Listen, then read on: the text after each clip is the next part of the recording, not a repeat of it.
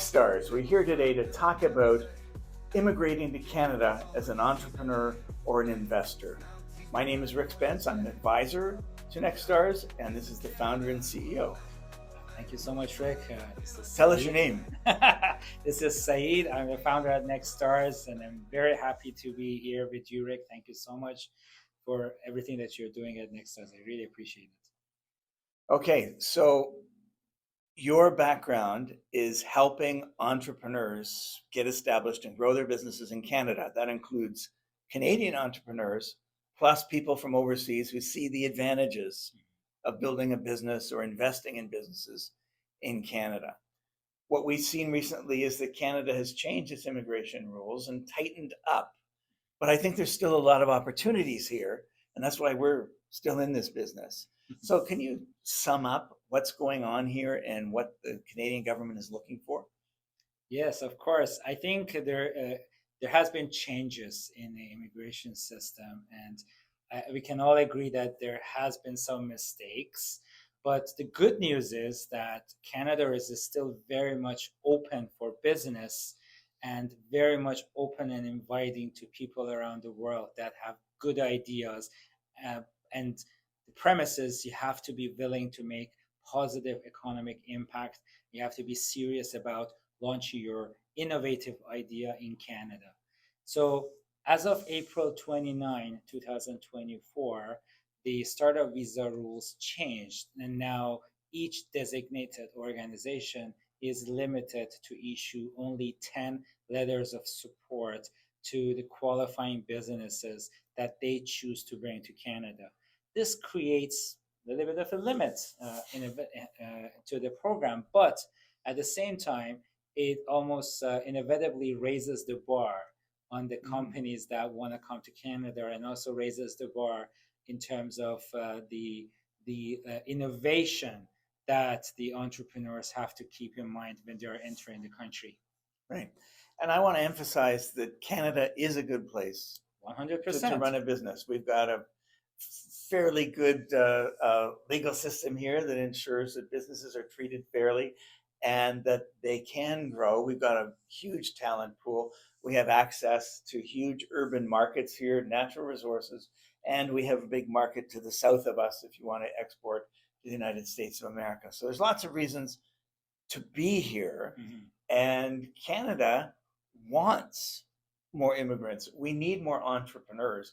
My background is entrepreneurship in Canada, and I know that immigrant entrepreneurs, they start 50% more businesses per capita than do Canadians born in this country. So we need the innovation and hustle that new immigrants provide to this country. 100%. I think entrepreneurship in itself is going into new territories, knowing how to deal with the unknown. And I think in this endeavor, that's maybe why immigrants have an edge, because like it takes a certain personality to make a decision to take the leap and relocate your idea, your business to a new country. And Canada has always been a beacon when it comes to openness, when it comes to giving opportunities to people from all around the world. And we have some really cool examples of first-gen immigrants that have created massive businesses in Canada. And as you said, we have all the right ingredients in terms of the pool of talent, in terms of the stability, in terms of access to different markets, and also if you think about it, if you want to build a global business, you have access to your first customers, and they can get feedback from them right around your corner. If you want to, for example, you have a business, you want to expand to Philippines, you can talk to people from Philippines, you can talk to people from different countries and really get some first-hand insights on how to expand your global business. So in a sense, Canada is poised to be the best place on planet Earth to launch global businesses. Yeah. I mean, in Toronto, you can find within 2 blocks someone who speaks any language on Earth. So you can understand who your customers are. You can work with suppliers. You can find the talent that you need to do it. The the essence of Canada, though, is that everyone thinks it's really frigid. Now, we're talking to you in January, which is the coldest month, and I am wearing a very thin sweater, and so are Yes, you. Well, it's a yes. little thicker, but it's not that cold It here. is You not. can survive the winter. It is not. Okay, that's the number one objection, right? Well, a lot of people, there's a perception. But I think this is what I tell to like many newcomers. If you want to start complaining about the weather, remember, first of all, it's Look at the not that camera. cold, and second of all, this makes you appreciate the little cold that we experience in the winter. It makes you appreciate the summers only so much more. So, yes, definitely. And the summer actually lasts from mid-May till the end of September. So, Yes, you never hear about summers because there's not much hockey going on. But it's a good place to be. absolutely. Yeah.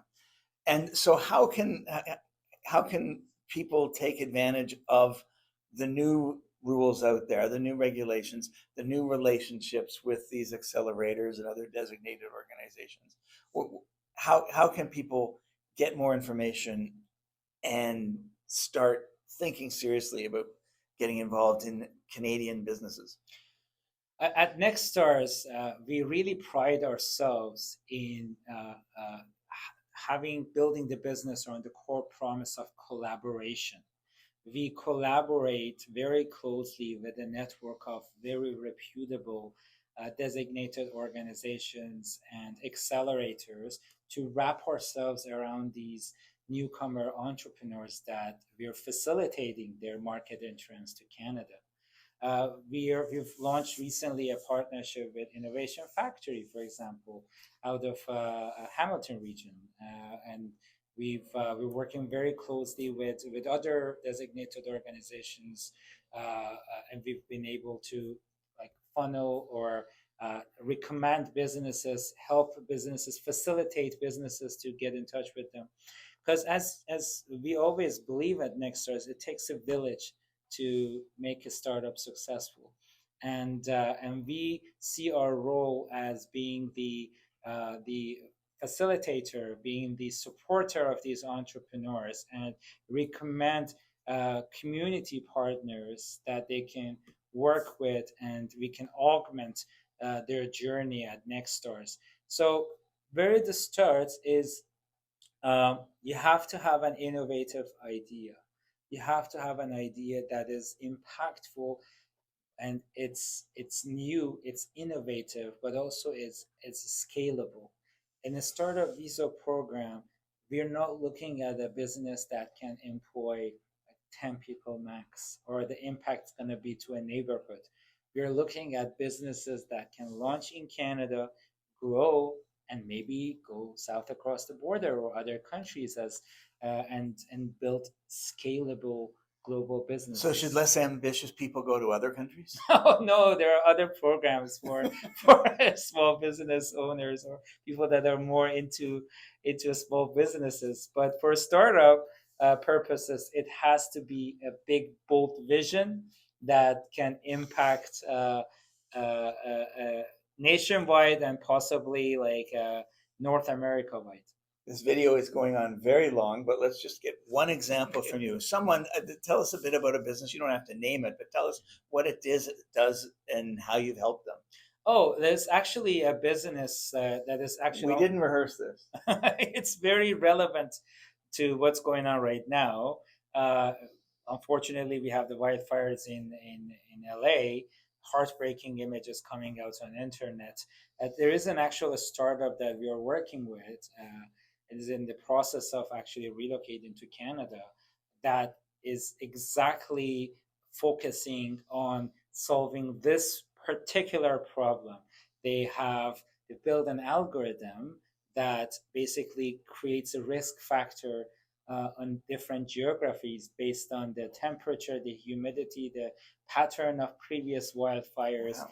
and also creates an index with a course of recommendation whether to fly a drone or like do early intervention when the risk is very high. And I've been working with them trying to figure out who is a customer in Canada and beyond, and how they can price themselves, what are the regulatories that they have to kind of work with, and also how to Canadianize their business model. And is it all you, or do you have a team to do all that? Well, thankfully, like you've been very integral. It's not about me. To everything that we do at NextStars. So I'm very lucky. We have very, very good team. It's a nimble team, but we are very committed, very passionate, and we take really pride in the work that we do. We always want to take that extra mile for the clients, and we really care. I think that's what we really take pride ourselves. We care about the entrepreneurs that we are supporting. Okay, everyone says they care. Prove it. Okay. Tell me. Give me an example. Sure. So there's a company that I work with as also as a mentor at one of the designated entity organizations that I collaborate with, and this is a brilliant female founder that has a very innovative solution for breast cancer. How did you help her? So I helped her to like figure out the Health Canada regulations, the FDA regulations. I tried to put her in touch with some labs here in Toronto, and actually, it's very interesting. Like I sneak peek and a little bit of a spoiler. At the outcome of this collaboration, we wrote an op-ed for Canadian healthcare technology about what we think how Ontario, for example, or Canada can create a support system for medtech companies.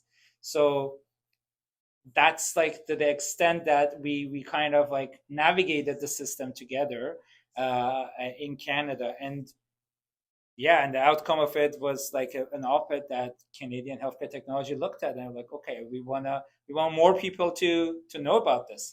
And it was just a proud moment for me and NextStars and the client.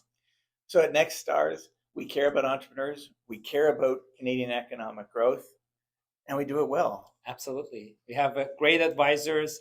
We have mentors that we pair up with entrepreneurs.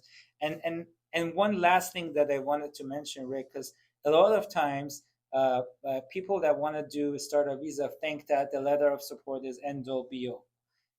But that's really the start of the journey.